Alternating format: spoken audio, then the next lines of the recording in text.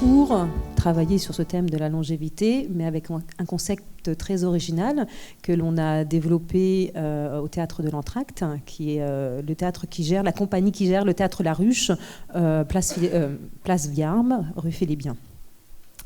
Donc c'est un concept qui a été, c'est une idée originale de Joël Kerouanton, mais qui a été remis et cadré un peu beaucoup par notre compagnie, et qu'on fait avec différents publics, adultes, mais aussi collégiens. L'idée étant qu'on invite un auteur à parler de son livre à un public qui est venu discuter avec cet auteur. Sauf que l'auteur n'est pas un auteur et on ne sait pas qui on a en face de nous. Et tout l'enjeu du livre imaginaire, c'est d'inventer un livre donc, qui n'existe pas encore, mais qui à la fin existera.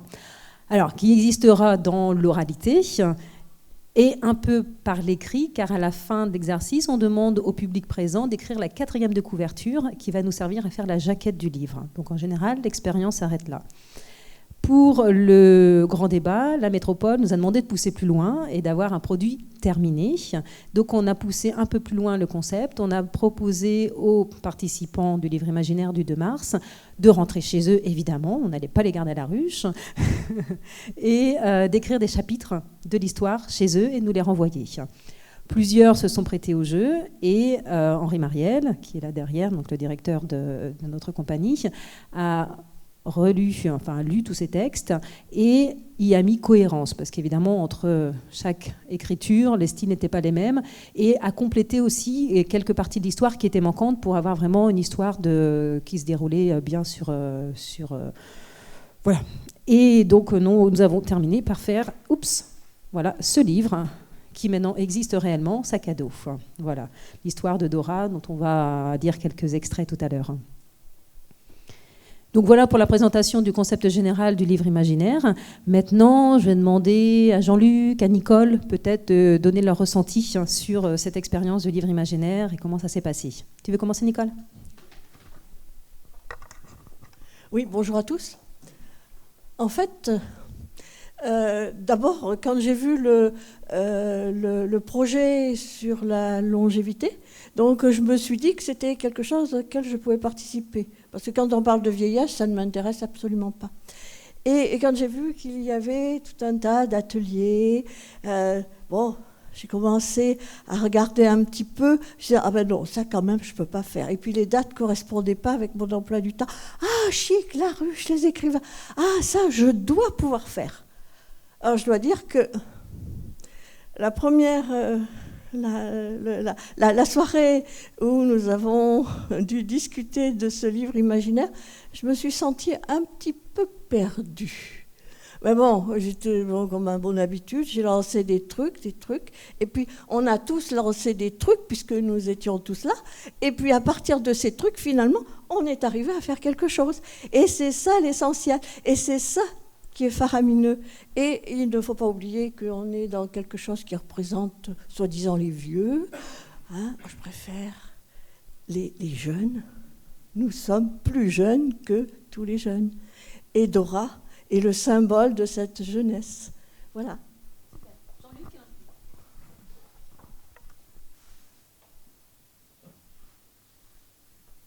Bonjour à tous également. C'est parti d'un délire. J'ai vu de la lumière et puis je suis rentré, en fait, en gros, parce qu'il y a des mots qui m'ont intéressé, imaginaire, improvisation, écrivain, jouer avec les mots, jouer avec les textes. Et je me suis dit, c'est une expérience complètement folle, donc ça me va, ça me ressemble, je vais m'y retrouver. Et puis très très vite, on s'est pris au jeu, c'est parti comme ça. Il y a quelqu'un qui a lancé un mot à partir du texte qu'avait lu Joël. Et puis ça s'est créé, l'histoire s'est créée. Et puis comme le disait Anne, en rentrant à la maison, je dis, mais il faut que j'écrive quand même. J'ai plein de trucs à dire finalement sur le Japon, sur ce qui s'est passé. Donc voilà, ça a donné ce super boulot parce que Henri a vachement bien travaillé derrière, a tout mis en forme. Et le produit fini, c'est quelque chose de sympa. Donc finalement, il faut laisser la lumière allumée, quoi. Il y en a qui n'ont peut-être pas la lumière à tous les étages, parce qu'effectivement, dans le délire, ça fait tilt. Mais c'est sympa comme expérience, et moi j'ai beaucoup aimé en tout cas. Est-ce que dans les autres participants, il y en a d'autres qui veulent donner leur avis? Oui. Donc bonjour, moi j'ai participé à la réunion du 2 mars, après j'ai un peu perdu de vue Dora, mon grand regret, et je découvre là le résultat qui a l'air tout à fait sympa. Donc la soirée, moi j'ai été attirée aussi parce que j'aime écrire, j'ai fait partie à l'UPN d'une année où j'ai écrit beaucoup, et puis là j'ai moins le temps d'écrire, mais donc la soirée m'a beaucoup plu dans le sens aussi où j'ai vu des mots qui m'attiraient, imaginaire, improvisation, et c'est parti peut-être un peu difficilement, mais après on est tous rentrés chacun dans nos délires et ça s'est bien retrouvé. Donc voilà, une expérience très très sympa et un résultat que je vais découvrir sous peu. Voilà, merci. Est-ce qu'il y en a d'autres? On va passer du coup, on va vous lire quelques extraits. Alors, juste quelques extraits, parce que le livre fait quand même 48 pages. Ça a été avec des illustrations, mais quand même, c'est des pages bien remplies, avec une belle histoire. On ne va pas parler de tous les personnages, on va parler principalement de Dora, évidemment, du détective, justement, qui va se mettre à la quête de Dora, qui a disparu à un moment. Yves. Donc là, j'appelle Yves, Isabelle, Michel... Je vais vous tenir le micro, du coup, pour lire, quand vous entendez bien. Alors, je vais aussi appeler, vous venez tous. Rose, tu viendras après, mais Irène, viens, parce qu'on va vite avoir besoin de toi, avec ton personnage. Ouais, et après, Rose, tu viendras ensuite. Les heures de bureau étaient dépassées depuis longtemps, quand Cécile présenta donc dans son bureau de détective privé. Filature, protection de personnes et des locaux, vous voyez le genre, et aussi recherche de personnes disparues. C'est la raison qui conduisit Cécile chez moi. Essayez-vous, chère madame, je vous écoute. Il faut que vous m'aidiez à retrouver ma grand-mère. Cette insensée a disparu depuis 3 mois. La police ? La police. Des incapables. Comme ma grand-mère est majeure, donc responsable, ils se sont contentés d'afficher un peu partout des avis de recherche. Et en plus, la seule photo qu'ils ont choisi de placarder la montre en legging rose. Ridicule. Vraiment ? Elle a 104 ans. Rendez-vous compte ? En legging rose. En fait, il ne fut pas long à me rappeler que je connaissais sa grand-mère. D'ailleurs, dans notre petite ville, tout le monde connaissait et la désignait même familièrement par son prénom, Dora. Elle était doyenne de notre bourgade et la municipalité s'apprêtait à fêter les 104 ans, quand on s'aperçut le jour même de la cérémonie qu'elle avait pris la fuite d'escampée. Une grande battue avait été organisée, mais aucune trace de la disparue. Rendez-vous compte que la police m'a interrogé sur la base de témoignages malhonnêtes. Je vous laisse imaginer ce que les inspecteurs soupçonnaient. Racontez-moi tout cela. C'était la veille de sa disparition. Elle s'était mise dans l'idée d'apparaître à son anniversaire dans cette tenue ridicule, en legging rose, et de distribuer des photos qui la représentaient dans cet habillement. Séance d'autographe, avait-elle dit. Ne suis-je pas une célébrité? Ça m'avait mis hors de moi. D'autant qu'elle m'annonçait qu'elle partirait en voyage juste après la cérémonie. Et comme je m'opposais à ce projet, ma grand-mère s'était énervée, criant « Ce n'est quand même pas une jeunette comme toi qui va m'empêcher de réaliser mes rêves. Personne ne m'a jamais dicté ma conduite. Ce n'est pas maintenant que je vais renoncer à un peu de liberté si chèrement acquise. » Mais enfin, mamie, tu ne te regardes jamais dans un miroir? Est-ce que tu as vu à quoi tu ressembles? Ce n'est vraiment pas ton âge, ce type de vêtements. Déjà, un pantalon passe encore. Mais là, non, ça ne va pas être possible.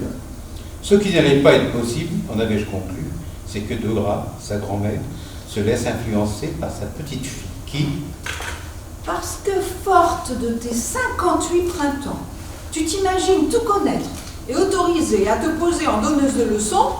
Qu'est-ce que tu connais de la vie et de la mienne, précisément? lui avait-elle lancé. J'avais le souvenir du fameux liquide, ce pantalon moulant et coloré qui était particulièrement en vogue au moment de sa disparition. Au grand dam de sa petite fille, ce sont les photos qui devaient servir de séance d'autographe que la police avait affichées dans toute la ville. Il y en avait partout, même dans les toilettes de mon bar favori. C'est là que j'avais eu le temps de la regarder. Pourquoi devrais-je y renoncer? Ces vêtements ont l'avantage d'être particulièrement confortables. Je me fiche complètement de tes réflexions. À mon âge, j'ai suffisamment de recul pour ne plus prêter le flanc aux candidatons, aux ragots et aux critiques, même si cela vient d'une personne comme toi. Il fallait remonter la piste, la base de la démarche du détective. Encore faut-il qu'elle soit adaptée à la spécificité de l'affaire. Allez hop, retour en arrière, les 100 ans de Dora. C'est comme ça qu'elle est devenue une gloire locale et régionale. Elle allait enchaîner les années comme des perles sur un bâton de vieillesse et se plaisait à dire « Je me prépare à l'international ». De la reconnaissance, voulait-elle dire.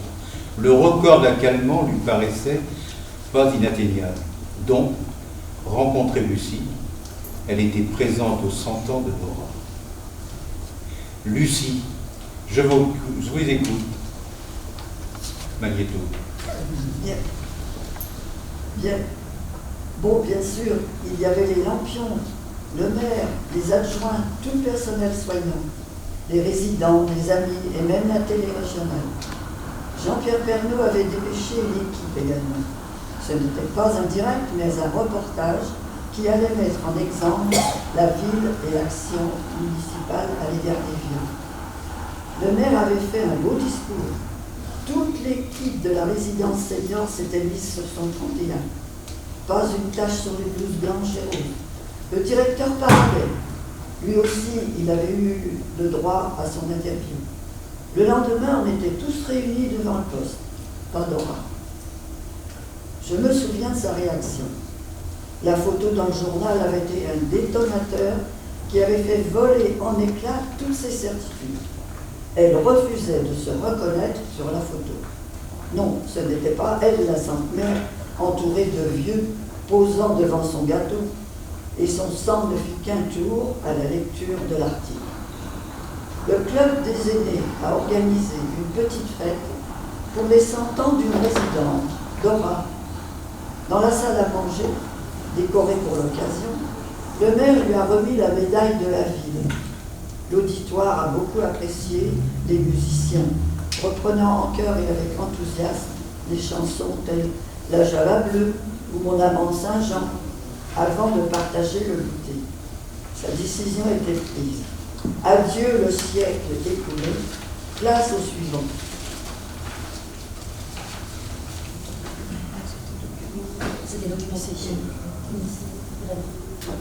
Elle s'était documentée sur l'île d'Okinawa, au Japon, réputée pour ses pantalons de centenaire et appliquait les règles de vie. Nourriture, exercice, solidarité, entretien de la pensée. Mais surtout, elle avait fait sienne la maxime gravée sur un rocher. À 70 ans, vous n'êtes qu'un enfant. À 80 ans, vous êtes à peine un adolescent. Et à 90, si les ancêtres vous incitent à les rejoindre au paradis, demandez-leur d'attendre jusqu'à 100 ans, âge auquel vous reconsidérerez la question.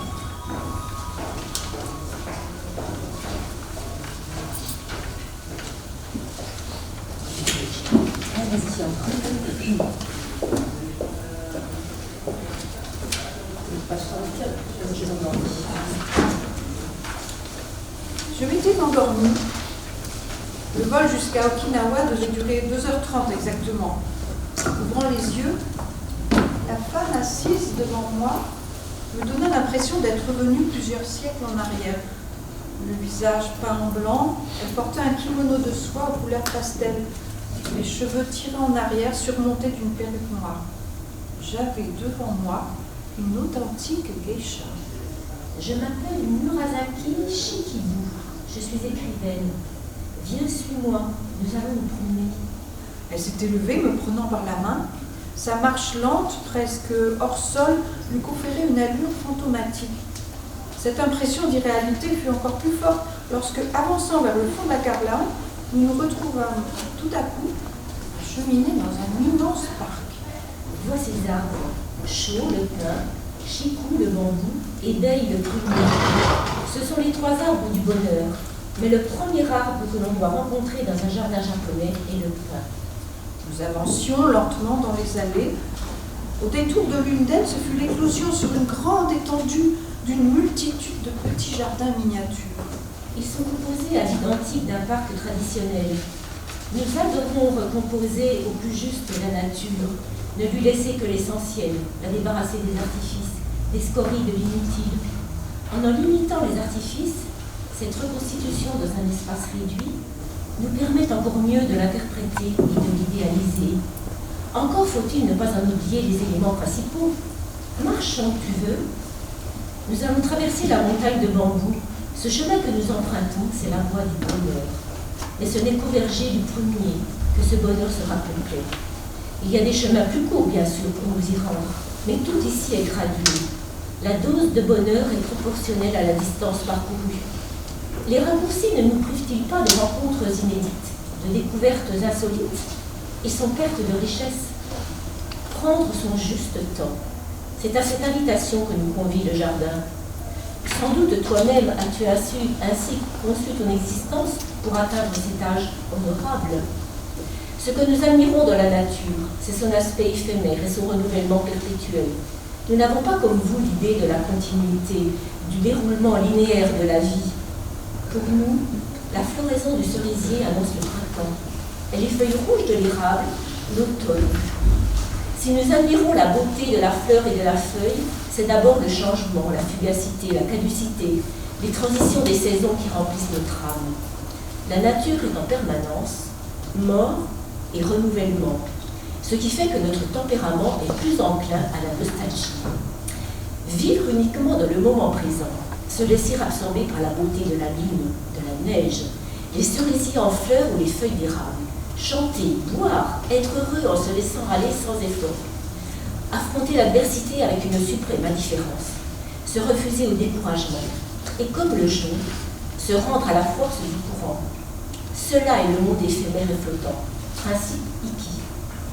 C'est pour autant que la nature morte nous montre à la fois et nous cache ce qui est en elle, menaces, dénouements, déroulements, décompositions, qu'elle présentifie pour nous le beau, le temps éphémère d'un moment. À Okinawa, on te dira que tous les centenaires que tu vois en nombre le sont en raison de la nourriture, de l'activité physique, de la spiritualité, de la solidarité. Tout cela est vrai, bien sûr. Mais c'est surtout parce que nous n'avons pas votre conception de la vieillesse que nous nous oublions dans le temps infini.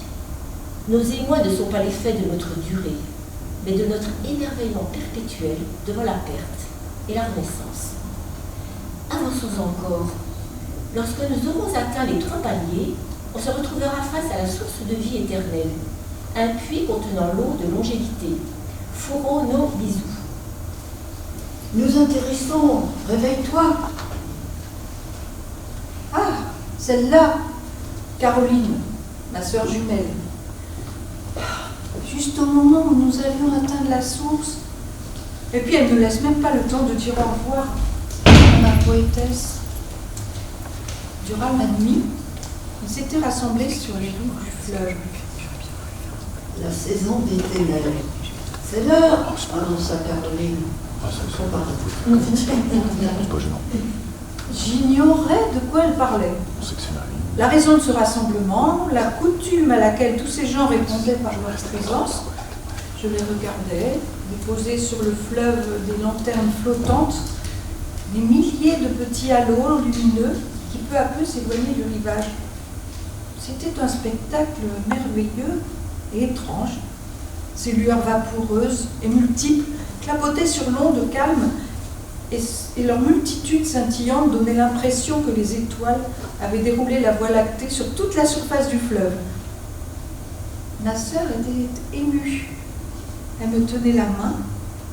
Étonnamment, aucune force, aucune pression ne se dégageait de ce contact. Elles vont enfin pouvoir rejoindre leur destin. De quoi parles-tu? Mais des âmes en attente, les fantômes qui attendent cette cérémonie pour quitter le monde, les vivants, les guides jusqu'à l'au-delà. Et tu crois à ces fadaises? Naturellement. Sinon, pourquoi serais-je venue à ta rencontre? Tu sais bien que pour moi, ce passage de la vie à la mort, il y a bien longtemps que je l'ai effectué. Je prenais conscience que j'avais accepté son retour le jour de mes 104 ans, que j'avais accepté de la suivre sans jamais m'en étonner. En fait, je m'étais contentée de me glisser dans la complicité retrouvée de notre enfance, de notre adolescence, du plaisir de nos chamailleries, les longues années précédant son accident. Je réalisais que, depuis nos retrouvailles, jamais je n'avais énoncé le souvenir de sa mort. Elle était là, avec moi, bien réelle. Le souvenir et le présent s'étaient entrelacés. C'était pour t'aider à accomplir la traversée vers l'autre monde que je t'ai rejoint. Il est temps pour nous de partir. Mais, es-tu folle? Je suis encore bien vivante et n'ai aucune envie de mettre prématurément un terme à mon voyage. Prématurément, à 104 ans. Te rends-tu compte, ma sœur, de l'absurdité que revêt pour toi ce mot? Quoi qu'il en soit, je reste ici, les deux pieds bien campés sur la terre. Je me sens de la vigueur pour encore un bon nombre d'années, vigoureuse pour vivre, les uns après les autres, une infinie de petits moments présents.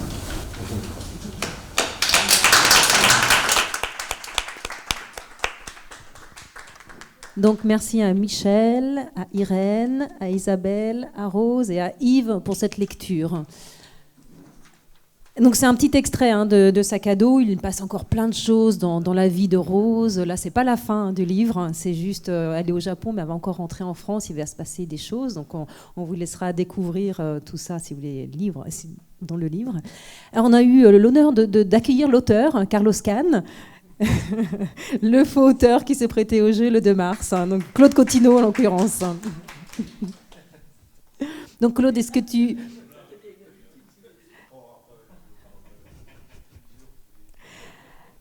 Alors voilà, on vous a présenté ce qu'on a fait le 2 mars et ce qu'on a fait après le 2 mars. Et on a une réunion le 2 mai pour présenter cette journée, enfin cette heure, la restitution de la communauté des écrivains. Et puis on s'est dit, la réunion du 2 mai, ça serait intéressant d'avoir quelqu'un d'extérieur pour parler de la longévité, ce qu'apporte ce livre en fait à ce thème de la longévité qui est traité pendant ce festival. Et nous avons la chance d'avoir une personne qui a bien voulu se prêter au jeu, c'est Lily, donc qui est ici et qui va, elle, nous apporter son regard sur ce livre, sachant qu'après, c'est pour ouvrir le débat, la conversation sur ce thème de la longévité. Je vous laisse le micro, par contre. Merci. Bonjour à chacune d'entre vous. Merci pour les extraits que vous avez lus, que j'avais aussi relevés. Donc, je vais peut-être rétrécir mon propos et ne pas vous... Donc, j'ai fait 3 lectures de ce livre-là. Une première en me disant, c'est quoi? Qu'est-ce que c'est que ce truc? J'ai posé une deuxième lecture qui m'a intéressée sur le plan métaphorique, allégorique. J'ai vu plein d'images, alors qui ne correspondaient pas forcément. J'ai trouvé que c'était assez cinématographique. Enfin, ça m'a emmené effectivement un livre imaginaire et hop, je voyais des choses et ça a nourri beaucoup. Voilà, donc j'ai été attirée et je suis revenue au livre. Et donc j'ai fait une lecture à nouveau et j'ai trouvé le personnage de Laura porteur d'une espèce de philosophie par rapport à la longévité, c'est-à-dire qu'elle a un caractère bien trempé, sa petite fille aussi, elle se chamaille et elle s'adore, mais ses caractères entiers s'opposent un peu. Donc peut-être un message sur les liens intergénérationnels. On s'aime, mais on se dispute. On donne un avis sur la façon de vivre à l'autre. On conseille, voilà, parce qu'on sait mieux. Alors que Dora nous donne des choses à penser sur la longévité, d'une affirmation de soi jusqu'au bout de la vie. Du côté imaginaire farfelu, parce que dans ce livre... elle a 104 ans, mais on parle pas. On parle au contraire de sa vigueur, de j'ai encore des choses à faire. J'ai encore envie de vivre l'instant présent. J'ai encore des désirs. J'ai encore des rêves. Et ça, c'est le message le plus fort, je crois, de l'ouvrage. Et puis, on se laisse embarquer dans son délire, à la limite, rêve-réalité. Est-ce qu'elle est partie véritablement à Okinawa? Est-ce qu'elle est dans les halls de l'aéroport de Roissy, entre rêve et réalité? En tous les cas, ce qui était intéressant, c'est qu'effectivement, c'est ce voyage à travers ce personnage atypique, qui a aussi une philosophie de vie, certes, et donc tous les extraits que vous avez lus, moi j'en les avais relevés comme message un peu philosophique, à savoir, comme transmission aussi dans le cadre de la longévité, je suis une personne qui décide ce qui la concerne. C'est peut-être une femme d'exception, dans son libre arbitre et dans sa capacité à décider tout au long de la vie. Donc, est-ce donné à chacun? Est-ce que c'est en lien avec une philosophie japonaise qui nous distancie davantage du raisonnement logique, etc. Est-ce que c'est aussi en lien avec son histoire événementielle de vie? Et ça, moi, j'ai trouvé que c'était très intéressant puisqu'elle insiste sur le marquage des premiers événements de vie comme élément porteur. Et donc, elle raconte son histoire et elle a été marquée par des faits graves à son début de vie. La mort de son père pendant la Première Guerre mondiale, la mort de son fiancé mort pour la France à la Seconde Guerre mondiale, la perte de son frère, de sa sœur Caroline et du mari de Caroline dans un accident de voiture, etc.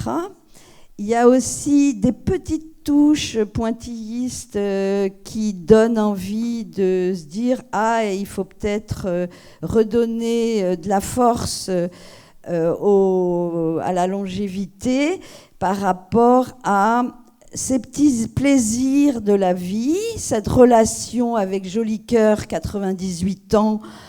Oh, Georges Joli Cœur, dans cette résidence pour personnes âgées et résidence autonome, hein, l'automne. Donc, elle décide que ses désirs, ses plaisirs avec Georges, c'est un peu moins bon, là. Elle le trouve plus rigolo. Donc, elle le quitte, elle le laisse vivre sa vie au ralenti, lui. Et elle se sent encore très vigoureuse, donc elle nous emmène ailleurs.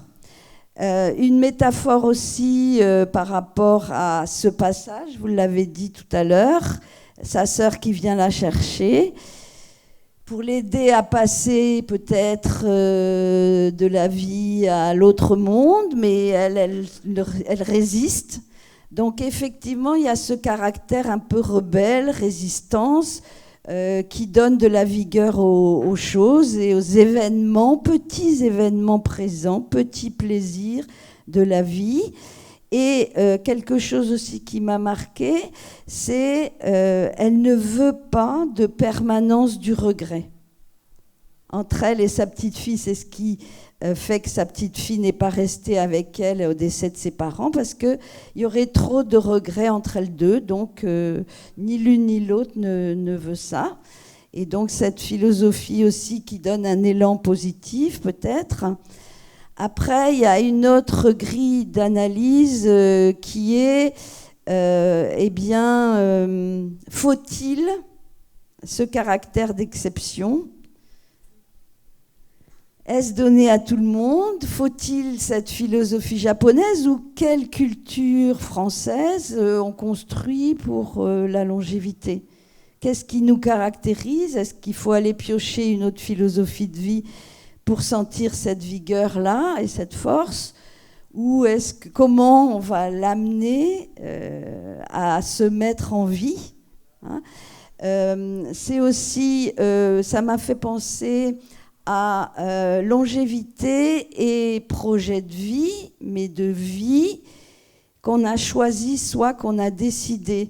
Et donc, une opposition peut-être à voir dans l'investissement davantage d'événements de vie. Qui vous êtes-vous, madame? Qui vous êtes-vous, monsieur?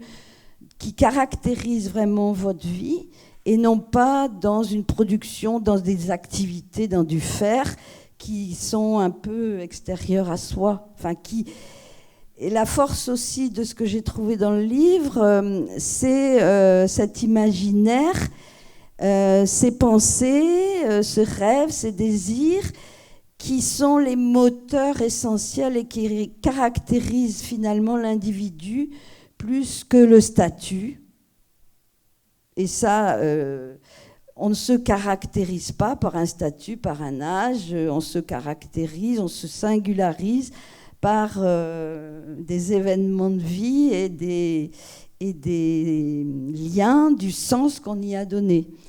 Et donc, c'est ces caractéristiques-là de plutôt dites-moi qui vous êtes, quels événements vous sont arrivés, qu'on pourrait partager avec d'autres personnes, jeunes ou vieux, ou avec des professionnels si on vit dans un collectif. Et puis l'autre question par rapport à la longévité, c'est peut-être le lien entre cette individualité, comment on la fait vivre dans un collectif. Qu'est-ce qui peut rester de nos caractéristiques singulières dans une autre manière de vivre plus collectivement. Donc c'est un peu, je l'ai trouvé cet ouvrage très imagé, très, très scénographique, très cinématographique et très philosophique finalement, parce qu'il y a des allégories, il y a des métaphores. Et vraiment, je me suis laissée embarquer dans ce voyage avec cette théorie du sac à dos. Donc, je ne suis pas venue en legging rose parce que j'en ai pas. J'ai failli amener un sac à dos, mais cette théorie du sac à dos, qui est aussi un message par rapport à la longévité, c'est-à-dire que tout au long de la vie, on entasse des choses dans ce sac à dos, que peut-être au fur et à mesure de l'expérience de vie, on allège ce sac à dos. Et je me suis demandé s'il n'y avait pas aussi un message sur ce temps de la vieillesse qui est plutôt libéré, qui devrait être, c'est pour moi le message de Dora aussi, se libérer des carcans, se libérer des trop-pleins, qui nous ennuient, qui nous lassent, qui nous usent. Et donc c'est ce tri dans ce sac à dos qui est aussi intéressant au niveau philosophique, ou allégorique, ou métaphorique. Hein. Donc voilà un petit peu résumé. Bon, peut-être qu'il y a d'autres choses, mais ce sera peut-être au cours des questions. Je ne sais pas. Vous n'avez pas pensé à tout ça? Merci Lily. Est-ce qu'on a un deuxième micro pour échanger avec... D'accord. Bon, je vais déplacer le micro. Qui Il y avait Ah voilà, il y en a des par terre. Ah oui, d'accord, avec des fils, ça va être pratique. Hein. D'accord, je vais garder celui-ci.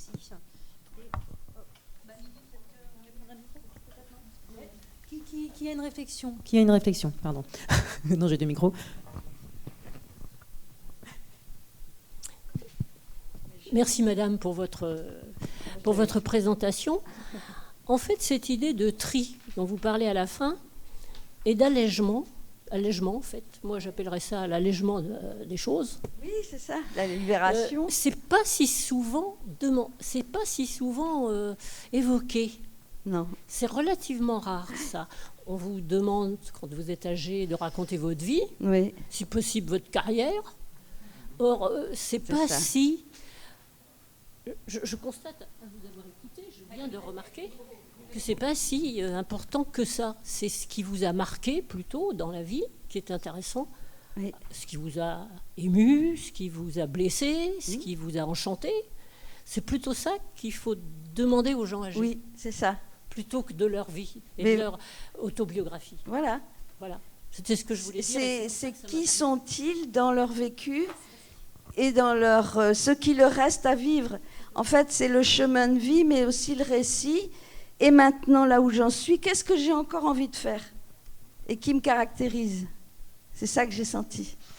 Oui, je viens juste de prendre une intervention en cours. Oui, ce que vous dites en termes de tri, ça me fait penser à un outil qui a été mis en place par une mutuelle et sous forme d'arbre.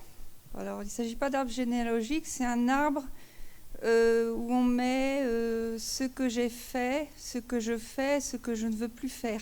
Oui. Ouais. Et ça, en même temps, je pense que c'est tout un travail sur soi. Ouais. Voilà. L'autre chose que je voulais rajouter aussi, c'est qu'à la fin du livre, j'ai vraiment très fortement repensé à certaines paroles de La Quête de Jacques Brel. Rêver un impossible rêve, partir où personne ne part, aimer jusqu'à la déchirure, aimer même trop, même mal, tenter sans force et sans armure d'atteindre l'inaccessible étoile. Et donc, vraiment, je me suis dit, si on pouvait essayer de mettre en lumière cette étoile pour chacun, ce serait un beau projet de longévité. En fait, à vous écouter, je suis... alors, deux choses. En fait, être retraité, ce n'est pas un statut, c'est un état. Simplement, on ne va pas se mettre des statuts partout, il y en a suffisamment. Donc, non, mais souvent on demande aux gens qu'est-ce qu'ils faisaient, leur profession. Leur profession, oui. Et sa classe. Sa classe. C'est cet aspect sociologique-là dans le statut. C'est vrai. C'est-à-dire qu'on catégorise et on classe. Oui, c'est vrai. Moi qui suis là depuis jeudi soir, en fait, à un premier événement qui s'est passé ici, j'ai entendu des tas de choses. Et les derniers que j'ai entendus, finalement, m'ont rendu d'une grande tristesse. Et je ne me suis pas reconnue dedans. Oui. Tandis que là, bizarrement, je me reconnais dedans. En fait, je pense que l'état où nous sommes, presque tous là, à nos âges, en fait, oui, c'est vrai, on a une impression de...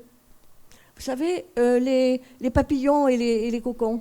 En fait, toute notre vie, on a vécu comme des cocons. On n'a pas pu faire ce qu'on voulait faire. Parce qu'il y avait le mari, parce qu'il y avait les enfants, parce qu'il y avait le métier, et les obligations de se tenir tranquille, de ne pas trop parler. Donc, voilà. Et puis, finalement, là, maintenant, on prend notre envol, on fait ce que l'on a envie de faire. Et tout ce que l'on a vécu, qui nous a fait mal, en fait, toutes les cicatrices, toutes nos cicatrices, finalement, elles ont disparu, elles se sont transformées en quelque chose de, en quelque chose de, comment dirais-je, de bénéfique. Et ce livre donne cette impression-là, et c'est assez bizarre. Et finalement, ça m'amuse beaucoup, et je suis contente d'avoir participé, même très très peu. Mais c'est vrai que je pense que pour finir ce grand débat pour la longévité, je crois que c'est quelque chose qu'il faudra mettre en exergue. Moi, je crois que les cicatrices, elles sont là, mais on fait avec. Et on a envie d'en faire autre chose, qu'elles ne soient plus premières ou prioritaires. Voilà, c'est ça. Elles se massent, elles se travaillent autrement. Voilà. J'aimerais, Irène, est-ce que tu veux dire un mot? Parce qu'Irène, elle a lu le livre, c'est notre doyenne. Et elle me disait qu'elle, alors elle s'habillait, je ne sais pas si vous avez vu, mais s'habillait un petit peu dans les couleurs de Dora. Est-ce que tu m'as dit quelque chose qui était très juste, enfin très, très. Bon, je vais donner le micro, je vais le donner. Qu'est-ce que tu veux? Par rapport à Dora, tu m'avais dit ce que tu avais ressenti par rapport à la lecture. Ben, moi, je me suis retrouvée dans Dora. Je l'ai lu plusieurs fois. Oui. Hein, et puis je me suis dit, c'est un peu ma vie et c'est un peu celle que je souhaite faire. J'ai 83 ans, mais pour moi, c'est pas fini. Je suis en pleine avancée. Je ne sais pas où je vais. Mais je fais plein de choses. Tout m'intéresse. Même au-delà. Des fois, il faut me freiner parce que je ne fais pas toujours les choses très bien. Mais bon, voilà. Alors, je participe. C'est pour ça que j'ai participé à cette expérience-là. J'espère qu'il y en aura d'autres. Voilà. Irène, en fait, on la connaît bien à la Ruche parce on propose un atelier qui s'appelle Empreinte de ville, qui est un atelier de feuilleton radiophonique, création feuilleton radiophonique sur la ville de Nantes. Donc, on propose depuis 2 ans avec l'appui de la conférence des financeurs pour l'autonomie des personnes. La prévention de... Alors, la conférence des financeurs de la prévention de la perte d'autonomie. C'est ça, j'y arrive jamais jusqu'au bout. Donc, Irène a participé à la 2e édition et voilà, c'est des capsules qui ne sont pas diffusées, c'est dommage. Je me suis dit que ça aurait pu être diffusé, mais ce n'est pas le cas, mais c'est pas grave. Ouais, c'est ça. C'est ça. Mais elles seront écoutables sur le site de la Ruche, de toute façon. Moi, je pense vraiment que ce grand festival, enfin ce festival sur la longévité, c'est un début. Et du coup, il y a tellement de choses riches qui ressortent. Alors, des choses qui peuvent être tristes, mais aussi des choses qui sont très, très optimistes. Et en tout cas, alors, on a à nos côtés Madame Chevalreau, l'élu qui pilote ce festival et ce grand débat. Et je pense que ça nous éclaire et on se dit, mais on a une matière à continuer. En tout cas, nous, ça nous rebooste pour se dire... Alors, on était déjà bien boosté, mais là encore plus, et on se dit ce n'est qu'un début. Enfin, je veux dire, la réflexion sur la longévité, elle est récente.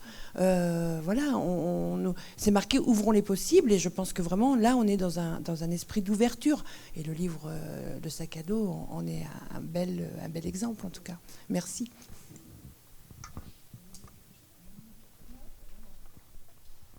Moi, ce que j'aimerais souligner et dont je suis admirative, c'est plus que le fond, c'est la forme qui a été adoptée. Là, on est partis tous azimuts avec chacun nos délires, dans un processus de création là dont je vois le résultat. Et le témoignage de Madame, c'est extraordinaire tout ce que vous avez pu exprimer sur les différents personnages et les différents ressentis de certaines personnes, quoi. Et donc j'ai pas encore lu le livre, mais c'est effectivement une grande richesse, quoi. Et donc merci à tous les intervenants qui ont fait que ça a pu exister, parce que bon, c'est vrai qu'on a pris plaisir à jouer là, à prendre part à une aventure dont on savait pas comment ça allait se dérouler. Donc tant pour le faux auteur que nous tous, quoi. Et finalement, ça donne une chose très belle, pleine de réflexions philosophiques auxquelles on ne s'attendait pas, quoi. Donc, bravo à tout le monde, parce que la création est là, et quel que soit l'âge, etc., on peut arriver à faire des choses, et ça peut donner effectivement des pistes pour le maintien de l'autonomie des personnes âgées, quoi.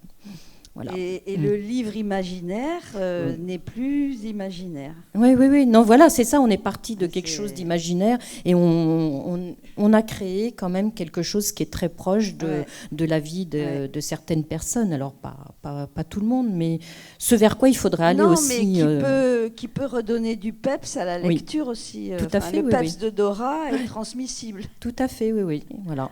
À lire et à relire et à diffuser sac à dos, voilà. Mais à partager comme expérience, ça doit être aussi, ça donne envie. Nous, je ne vais pas parler que de sac à dos particulièrement, mais à faire plusieurs livres imaginaires avec des jeunes notamment. Puis alors, il y a deux choses. Les jeunes, ça peut leur donner à certains envie de lire plus, parce qu'ils ne lisent pas assez, hein, malheureusement. Et certains envie d'écrire. Alors, des fois, dans les écoles, on dit, si vous voulez continuer l'expérience, écrivez derrière. Certains le font, certains pas. Après, ça dépend des horaires des profs aussi, hein, des contraintes des enseignants. Pour les adultes aussi, les faux auteurs qui se prêtent, parce que les faux auteurs ne sont pas des écrivains. C'est vraiment la règle, ils ne doivent rien avoir écrit pour participer à cette aventure. Et c'est toujours une nouvelle personne, on ne reprend jamais la même personne. Et on a eu des faux écrivains qui se sont dit « Ah ben moi j'ai envie d'écrire, je vais commencer à écrire. » Voilà, donc peut-être qu'on va créer des professions, enfin, des vocations. Voilà. D'autres questions ?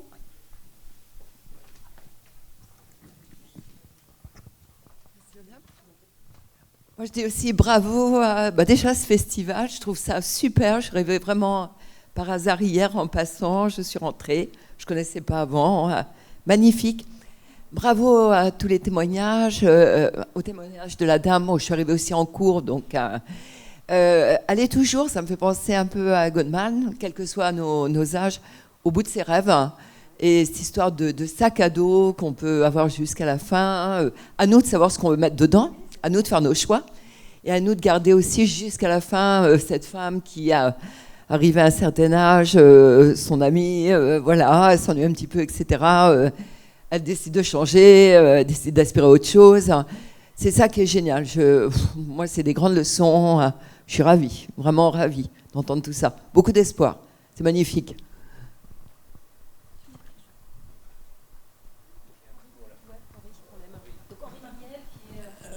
Un petit mot. Bon, je ne vais pas sur l'écriture en commun collective avec une reprise, parce que bon, ça c'est quelque chose qui rentre dans le cadre du livre imaginaire, et bon, en tant que tel, c'est intéressant. Pour revenir au débat précisément sur cette affaire de longévité, il y avait, c'est apparu dans la discussion autour du Japon.